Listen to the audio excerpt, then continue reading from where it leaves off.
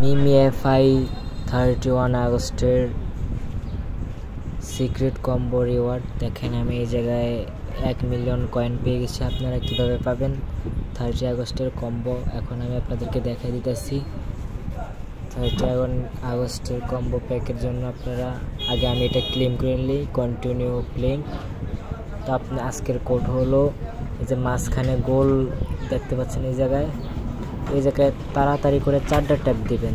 তাড়াতাড়ি করে 4টা ট্যাপ দিলেই আজকের কোড হয়ে যাবে। তো এই জায়গায় তাড়াতাড়ি করে 4টা ট্যাপ দিবেন। ট্যাপ দেওয়ার মাত্রই আপনারা 1 মিলিয়ন কয়েন পেয়ে যাবেন।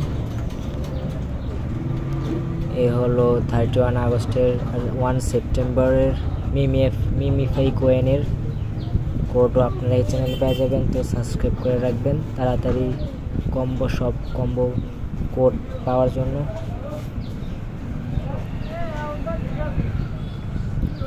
আর এটা 9 অক্টোবরের